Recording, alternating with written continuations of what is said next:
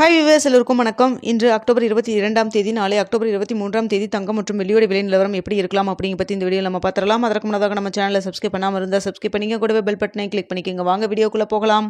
இன்று தங்கத்தோட விலை கிராமிற்கு ஒரே நாளில் 460 ரூபா குறைஞ்சிருக்குங்க. காலையில் பார்த்தீங்கன்னா 300 ரூபா குறைஞ்சது. மாலை இரண்டாவது முறையாக 160 ரூபான்னு சொல்லிட்டு ஒரே நாளில் கிராமிற்கு 460 ரூபா குறைஞ்சிருக்குங்க. சவரனுக்கு 3680 ரூபா குறைஞ்சிருக்கு. இன்று 22 கேரட் 1 கிராம் 11540 ரூபாயாகவும், ஒரு சவரன் 92320 ரூபாய்க்கும் விற்பனை செய்யப்பட்டு வந்துட்டு இருக்குங்க.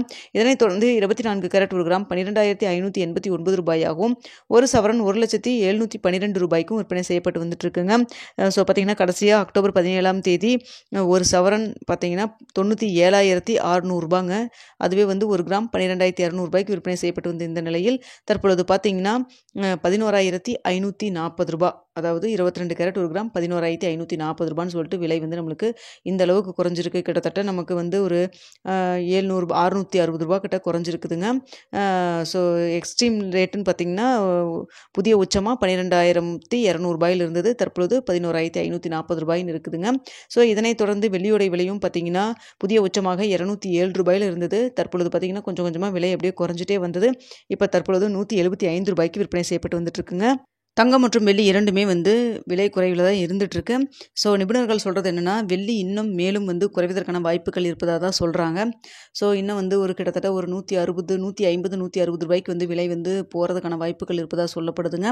ஸோ வெள்ளியோடைய விலை வந்து அதாவது 207 ரூபாயில் வந்து வாங்கினவங்களுக்கெல்லாம் உண்மையாலுமே வந்து ஒரு நல்ல ஒரு லாஸ்ன்னு தான் சொல்ல முடியும். அந்தளவுக்கு விலை வந்து இறங்கியிருக்கு. ஸோ அடுத்ததாக பார்த்தீங்கன்னா தங்கத்தோடைய விலையும் வந்து ப்ராஃபிட் புக்கிங் அப்படிங்கிறனால தான் வந்து இந்த அளவுக்கு விலை குறைஞ்சிருக்கு அப்படின்னு சொல்லிட்டு இருக்காங்க. ஸோ ஷார்ட் டேர்மில் தான் இந்த விலை குறைவு இருக்கும். மறுபடியும் வந்து லாங் டேர்மில் மறுபடியும் அதிகரிக்கிறதுக்கான வாய்ப்புகள் இருப்பதாக வந்து நிபுணர்கள் சொல்கிறாங்க. ஸோ அது என்னங்கிறத நம்ம வந்து வெயிட் பண்ணி தான் பார்க்கணும். ஏன்னா இது எல்லாமே வந்து ஒரு செய்தியாக தான் சொல்லிட்டு இருக்காங்க.